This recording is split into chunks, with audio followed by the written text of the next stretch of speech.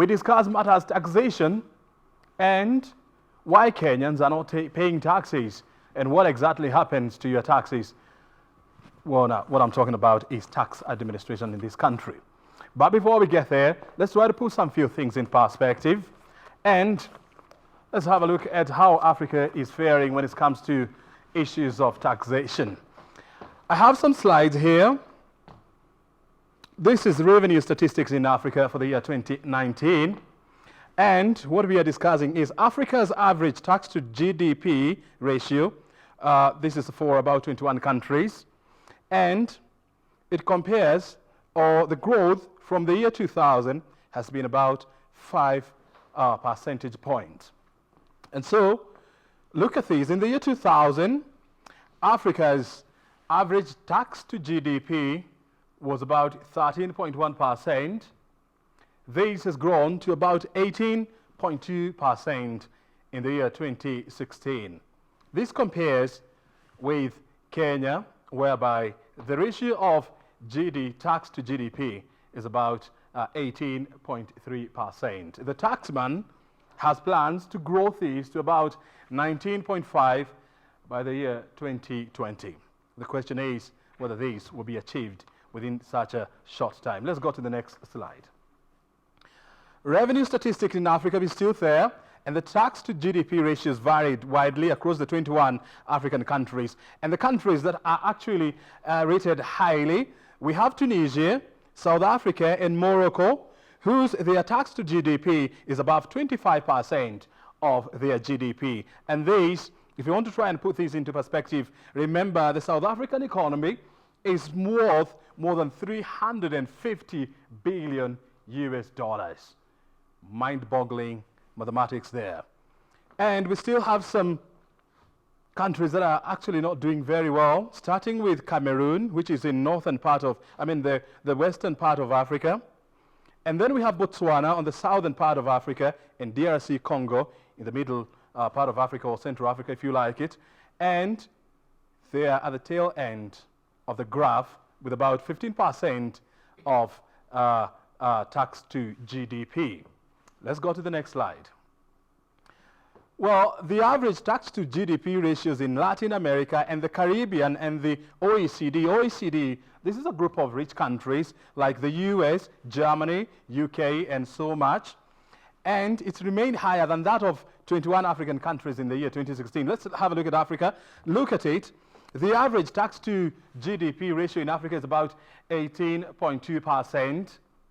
And remember, the African economy is about 3 trillion US dollars. Yeah, 3 trillion US dollars. That's about 300 trillion Kenya shillings. And look at LAC, or what I call the Latin America and the Caribbean. Their average is about 22.7%, trailing Africa, which is 18.2%. And look at OECD, it's about 34%, 34.3%. Very high indeed. The question is, what is wrong with Africa? And why are we not paying taxes as much as we should? And what do we need to do in order to boost this figure from about 18.2% to maybe about 25% in the medium term? And this, if you put this into perspective, bearing in mind that Africa is hugely endowed with natural resources like gold and oil.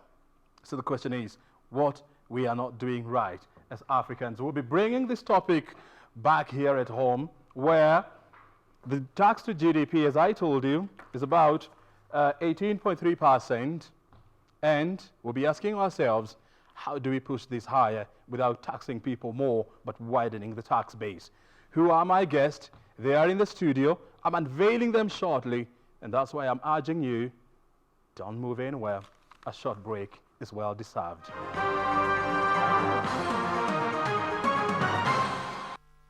Welcome back. Tonight, as I told you, we want to discuss matters taxation. Joining me in studio is Joseline Ogai. He's a Deputy Commissioner at Kenya Revenue Authority. He's on my extreme left. Thank you so very much indeed, Ogai, for finding time to be with us this evening. And next to Ogai, is Caleb Mugendi. He's an investment analyst at Cytonn Investment. Mugendi, thank you for finding time also to be with us here. I want to start with Ogai. First of all, what do you make of those statistics? Look at Africa in terms of average tax to GDP. It has been stuck at about 18.2% for quite a long time now. I believe we can do better. That's fine. Yeah, we can do better, and we will do better. But you've got, if you look at those three regions, Africa, Latin America, and then the OECD countries, you're moving up the development ladder. Yeah. As you move up the development ladder, your tax to GDP ratio tends to improve, because there's certain sectors that are not very easy to tax and they become less important. Critically, agriculture. Okay, very difficult to tax agriculture. Secondly, your informal economy. Again, another sector that's very difficult to tax, becomes less important. So we'd expect those numbers to improve for Africa as we move up the development ladder. That's not to say that's good, because of course we're not raising the resources we need to meet our development challenges. Yeah. But we understand that it will get better if we are able to drive the economy into better, stronger growth and higher incomes. Yes. Mugendi, what are LAC and OECD countries doing that Africa is not doing right?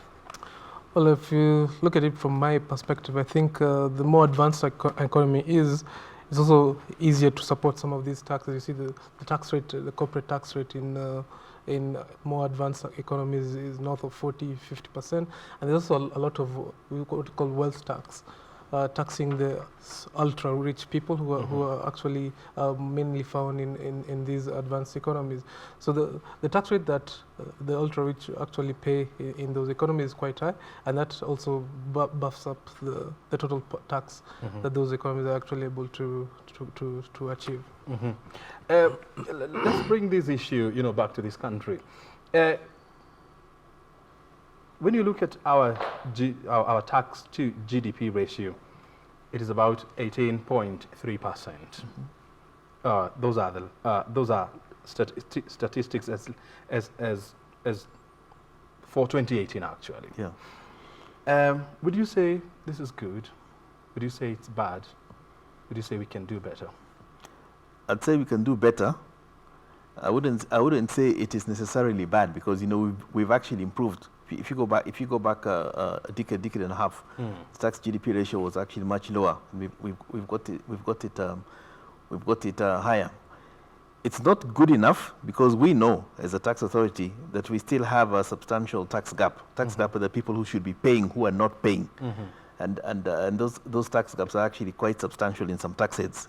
VAT, for example, it's more than 40%. So we know that there's money out there that should be coming into the tax net, and we will be looking to get it. That said, if you look at the Kenyan history, and in the context of the African history, we've tended to do much better than most countries in the region when it comes to tax GDP. Certainly in East Africa, we're the highest in terms of tax to GDP ratio, and also in terms of absolute amount of money that we are collecting. So we know we have to do much better, because the government has got very ambitious policy objectives and they have to be funded. But we are also cognizant of the fact that we've not been doing as badly as everybody else. Okay, we need to do better because we're setting our targets higher, not because we're trying to compare ourselves with the people who are not really at a stage of development. And one concern is that, when you look at in the year 2001, the tax to GDP ratio was about 16%. Yes. 2001 to 2019, so those are about 18 years. Yeah. It is at 18.3%, and actually this is a deterioration from a 2005 figure of about of 18.5. Yes. What's not adding up? Yeah, well, actually, if you look at the tax GDP numbers, they actually peaked in 2013 when we came up with the new VAT Act.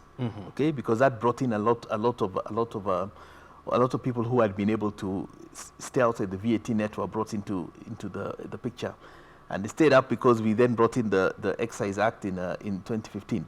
So tax policy was important. Since then, there's been this concern about cushioning people against this or that shock, and we've actually seen it being done through the tax base.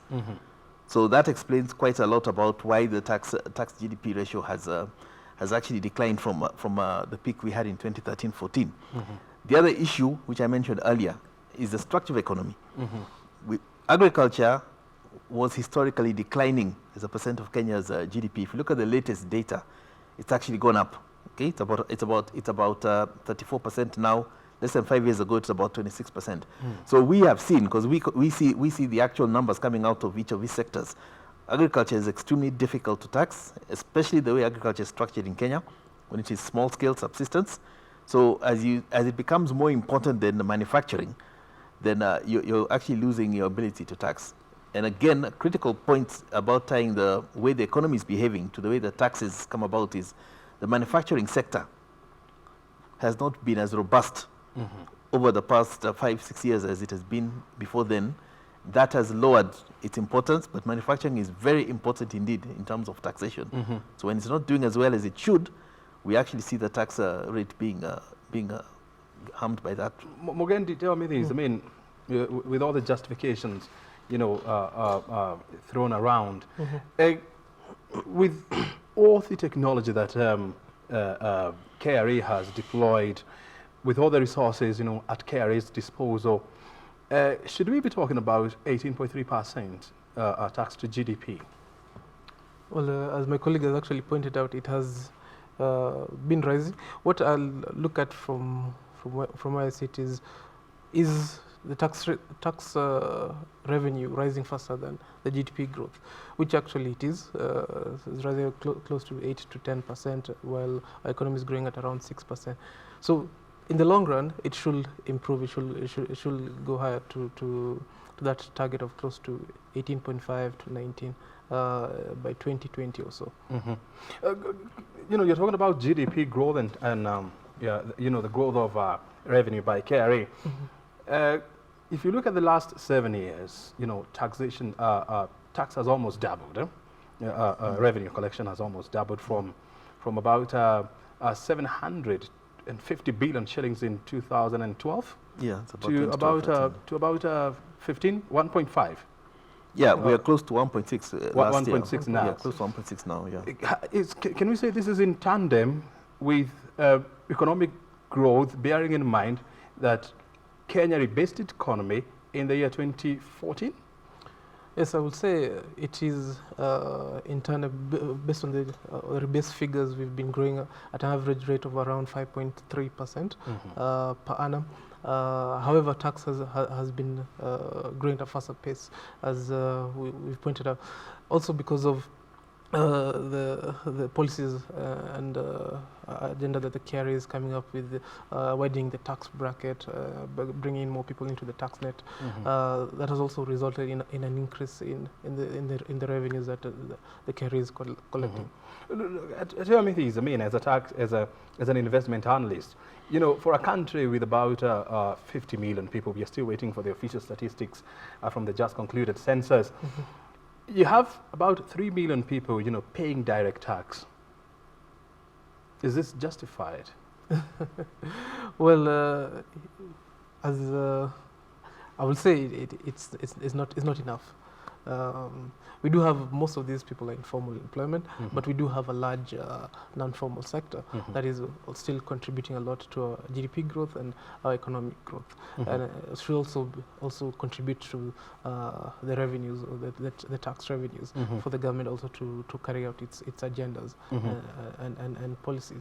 So I think just bringing also the informal sector into taxation is a huge step that should also come out. I mean, Ogai, when you look at these, 3 million people paying direct tax in a population of about 47 million, 50 million people, how does this make you feel? Well, certainly it's not satisfactory. Our target is certainly to raise that figure by at least 2 million with the medium term. So that's not a satisfactory number. But you need to understand two issues first. You want people paying direct taxes who can afford to. Okay, that's one of the reasons why, for example, you have a threshold for income tax and pay as you earn. Below that threshold, we don't actually want you paying tax because it will contribute to your becoming poor. So you need to get people above the threshold when they can afford to start paying taxes. And by the way, those bands have actually been raised twice in the last 3 years, specifically because failure to raise them in the past had led to very low-income people finding themselves in the tax net.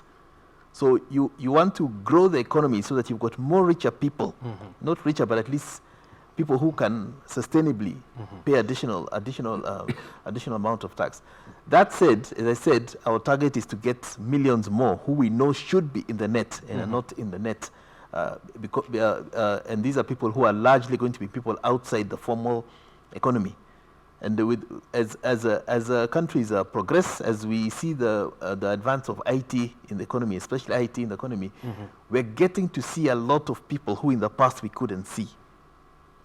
You know, people who you are a landlord in the economy and nobody had an idea that you had a structure, but we've mapped Nairobi now. We know where all the buildings are. You are doing your business through M-Pesa. Previously, we wouldn't be able to see you doing your cash economy business. Now we can see it moving around in the electronic sphere. So a lot of these people are going to get themselves in the tax net, and this has happened. You know, we've already seen several 100,000 per year more people who are joining the tax net because we are finding them, or they are coming on their own volition because they know that we will find them. That you'll find them. Yeah. I mean, look at, for example, you know, the U.S. About almost 35%, you know, of their tax, you know, is generated from direct tax. Is it possible for us to get to such a situation? Well, I think it could be possible. It could. The main point is, when we're trying to compare ourselves with that advanced economy, we also have to be cognizant of the fact that they have a lot of wealthy people. So these wealthy people are in the topmost bracket of the tax bands. So they're able also to pay much more tax. The income is taxed at the highest rate that's applicable, and this also contributes to them having a higher tax to GDP and the like. Also, the corporate tax is quite high if you compare it to Kenya, for instance. We pay around 30%. In some developed countries, they pay 45%, between 40 and 45%. So it's a bigger burden, I would say, for an emerging or an upcoming economy, because that high rate on taxation, especially for companies maybe that are just starting up, might be a bit overbearing. So that's why it's a bit lower. So I think we might get there, but it's a longer term plan. Try to put this in perspective for us. You know, every year we have been, you know, throwing around, you know, our budgetary estimates. And it has been for the last 3.5 years, you know, we've been talking about a budget estimates of more than 2 trillion shillings, whereas our collections, you know, have revolved around 1.4 to 1.5 trillion shillings. What exactly does this mean for an economy like ours? Well, if we don't meet our revenue targets, the government still has its budget, so it has to plug the rest through borrowing. So that generally means that the government will borrow more, and the debt to GDP as well will continue to rise. We'll become more indebted as a country to either foreigners using the Eurobond, or also to local institutions through the primary auctions, government auction, treasury and treasury bill auctions. So if we can't raise enough revenue to support the budget, then it always brings a funding gap. Well, one of the most important things to note is this. You know, tax revenue collection, you know, has been growing consistently in the last 10 years by an average of 7%. But on the other hand, you know, KRA has always missed revenue targets set by the National Treasury. And this raises the question, what is the whole point of setting targets? I mean, it doesn't put a lot of pressure on KRA, you know, to try and chase more money, I mean, more taxes, you know, from people. Yeah, okay. Well, firstly, the targets put pressure on KRA to go and raise more money. We're not in the business of missing targets, okay? We're not in the business of missing. But you've been missing, We've right? been missing targets, Yeah. and when we miss targets, we're not happy. Certainly, yeah. I think Does this mean that you have not been happy in the last 10 years? No, Because we've you have not. always missed your targets. Firstly, we've not always missed our targets. Yeah.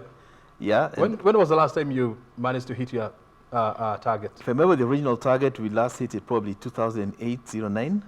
208. Yeah. That's about 11 years ago. Yeah, but then the targets do get revised, and we have met most of the revised targets, because a target gets revised when you came up with ambitious economic estimates, and then in the middle of a year you realize that the economy hasn't actually grown as fast as you expected, or your imports haven't moved. So you now look at a more in line with what is actually happening, and we actually have met most of those, not just some, most of those, when they're revised to reflect the economic realities. The economic realities. realities on But the tell ground. me things. I mean, Yeah.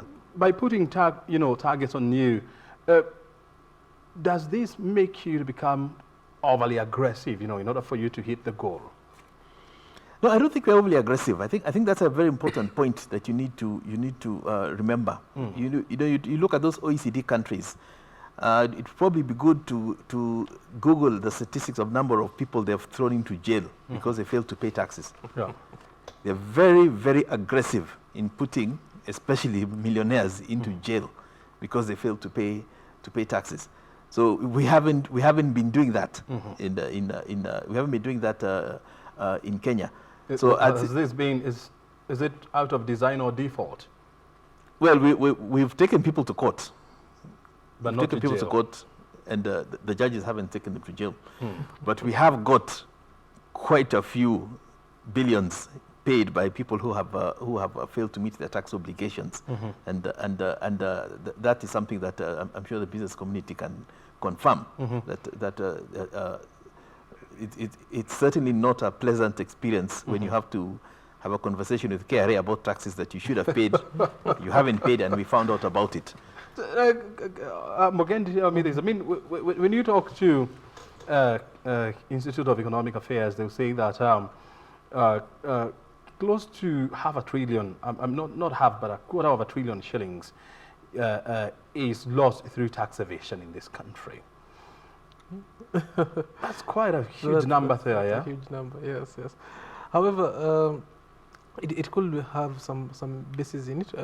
We know that the economy is also, times are changing. There's a lot in terms of the digital economy that is quite, Kenya, for instance, is quite, has taken up, has boomed in Kenya, for instance. We have a lot of online marketplaces, a lot of online producing of goods and services, and this business model is different from the usual, I'll say, businesses that we're used to. So in terms also of trying to tax that, if people don't come willingly, also the KRA will have to enhance its systems to be able to get these people, which I think it's also trying to do now.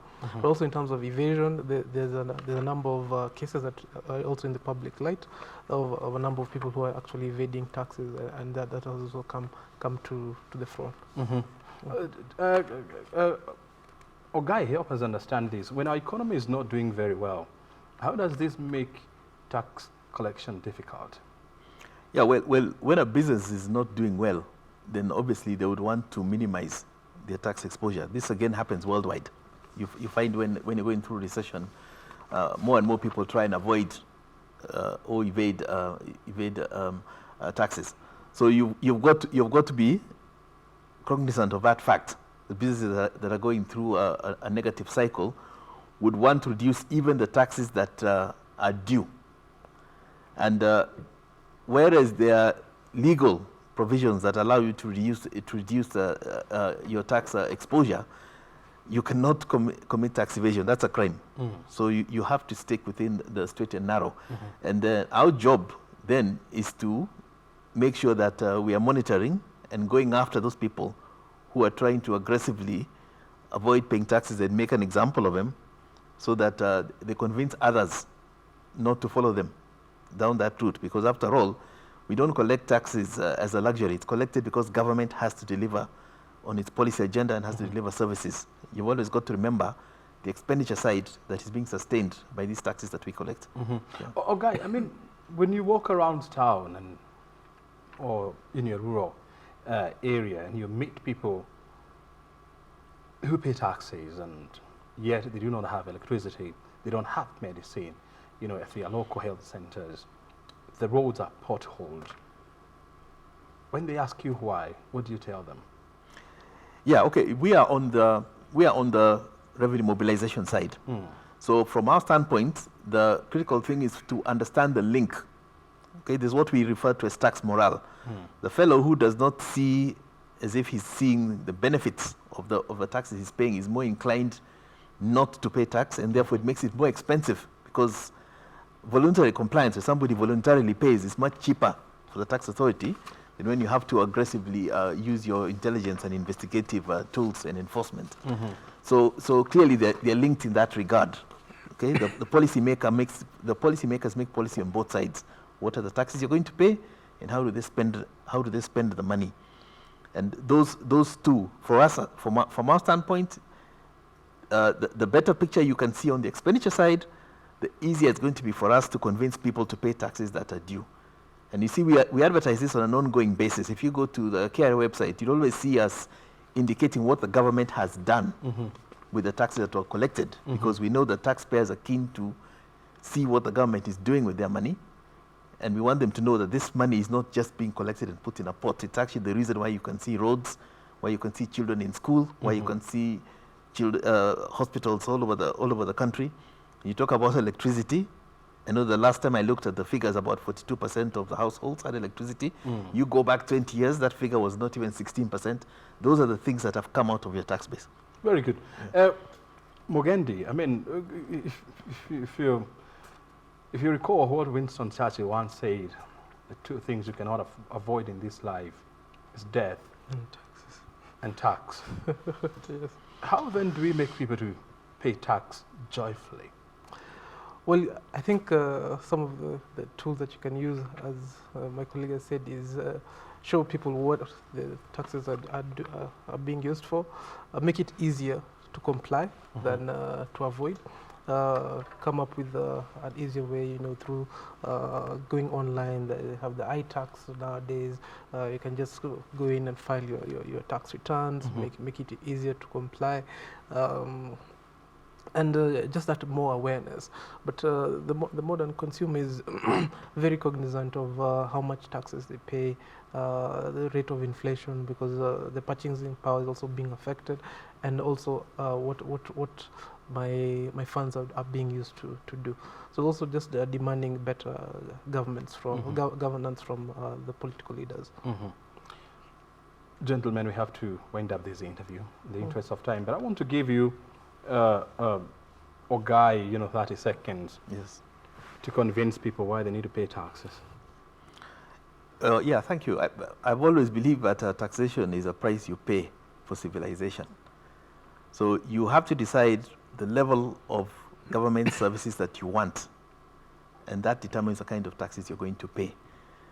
And you also have to decide the extent to which you're going to be a citizen of this country, because you have civic responsibilities, and taxation is part and parcel of them. So we make Kenya better if you pay your taxes. No one's going to pay them for you. Very good. Okay. Thank you very much, gentlemen, for your time. Highly appreciated. Very good. Thank you. Joseline Ogai is the Deputy Commissioner at Kenya Revenue Authority, and Caleb Mugendi is an investment analyst at Cytonn Investment, joining us here tonight to help us put into perspective issues of taxation and tax administration. You're watching Business Insight. We are taking a short break. Thereafter, we are back with more stories.